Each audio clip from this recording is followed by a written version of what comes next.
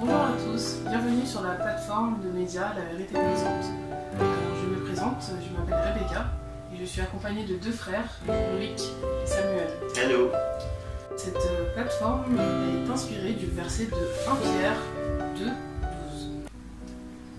Voilà pourquoi je prendrai soin de vous rappeler ces choses, bien que vous les sachiez et que vous soyez affermis dans la vérité présente.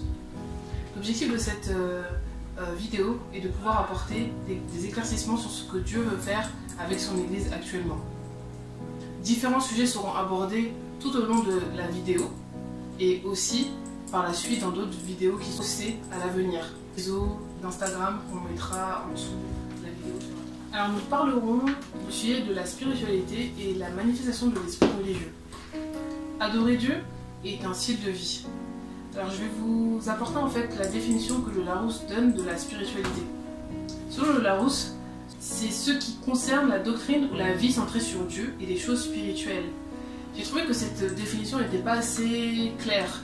Donc pour moi, par rapport à ce que j'ai expérimenté dans ma vie avec Dieu, pour moi la spiritualité c'est tout ce que Dieu transmet, nous communique à travers ses valeurs et ses principes.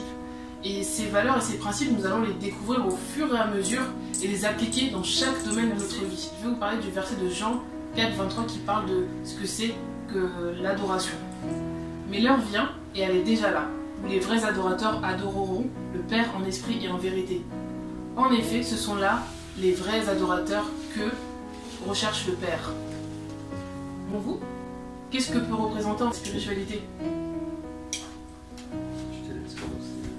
Ben, selon moi, ce que je dirais par rapport à la spiritualité, comme tu as pu le dire, c'est un ensemble de principes révélés dans notre vie, un ensemble de principes que nous découvrons dans les enseignements que nous recevons, et sur le fait que nous puissions méditer la parole par révélation de l'esprit nous emmène à avoir une certaine clarté, de pouvoir maintenant fonctionner dans chaque domaine de notre vie avec précision et exactitude, pour ne pas se perdre en fait dans ces choses-là.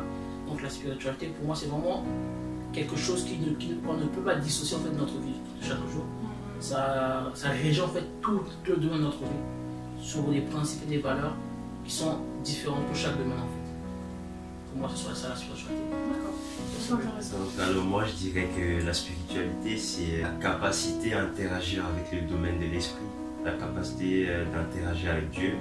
Et, je ne dirais pas que c'est seulement pour interagir avec Dieu, parce que la spiritualité englobe tout.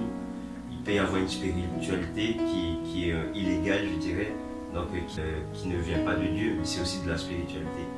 Mais dans notre contexte de croyants, la spiritualité c'est, on va dire, le domaine dans lequel on peut faire un avec Dieu, où on peut comprendre lorsque Dieu communique, lorsqu'il parle, comme tu as dit, lorsqu'il vient nous donner ses principes avec lesquels on doit fonctionner.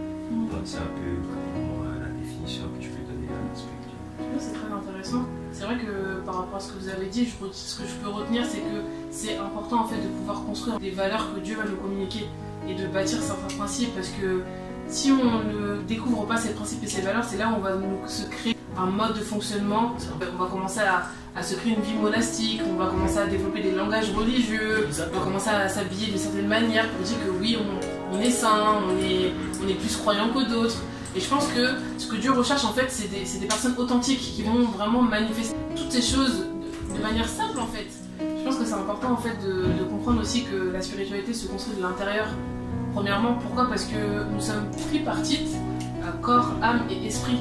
Et c'est important que notre esprit soit renouvelé par le renouvellement de la parole, par les enseignements, par la compréhension claire en fait de la parole de Dieu. Parce que si on ne comprend pas de manière claire la parole de Dieu, nous ne pourrons pas bien pratiquer, notre esprit ne sera pas renouvelé. Et c'est l'esprit de Dieu qui nous permet de comprendre les choses par la suite. Maintenant, notre esprit humain communique à notre âme à la véracité de la parole. Mais si nous ne faisons pas ce travail au quotidien, nous ne pourrons pas changer de l'intérieur. Parce que c'est vrai qu'il y a des exemples en fait à la télé d'émissions de relooking. Je ne sais pas si vous voyez un peu. Mais souvent on prend le temps en fait de pouvoir nous relooker à l'extérieur. C'est pas mauvais, hein. Il faut prendre soin de soi. Je pense que vous prenez soin de vous-même et moi aussi. Mais maintenant en fait c'est important aussi de se dire que je vais relooker mon être intérieur aussi. C'est vraiment intéressant ce que tu dis par rapport à l'homme qui est composé de l'esprit, de l'âme et du corps, de la chair. Et on sait aussi que lorsque l'homme, donc l'humanité a chuté, Dieu a recréé l'esprit de l'homme justement pour qu'on puisse interagir de nouveau avec lui. Et cet esprit qu'il a recréé, c'est cet esprit qui maintenant doit dominer sur l'ensemble, donc sur l'âme et sur le corps. Et j'aime bien un verset de David, enfin dans les psaumes, je pense que c'est David qui l'a écrit, qui commandait, en fait, il ordonnait à son âme de bénir l'Éternel.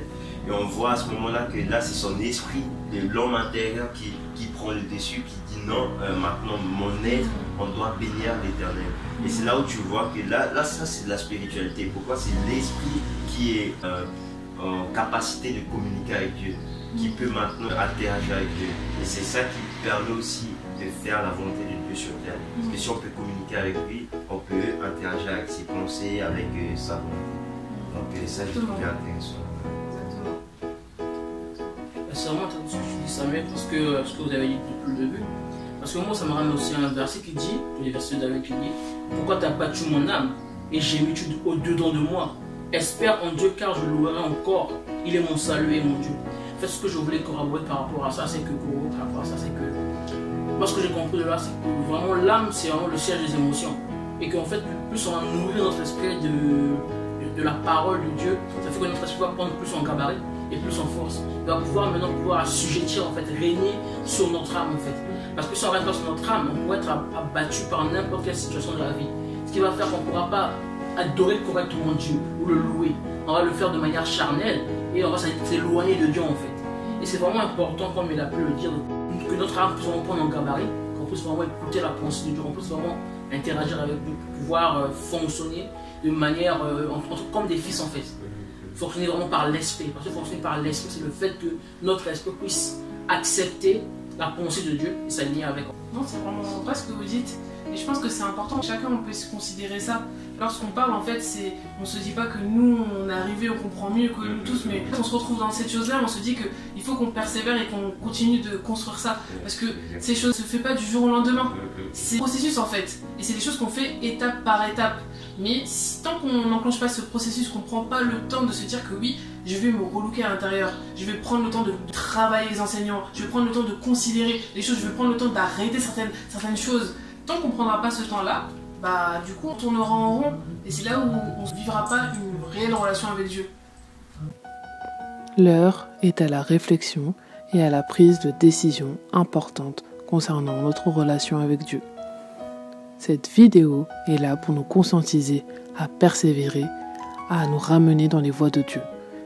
C'était la plateforme de médias La Vérité Présente.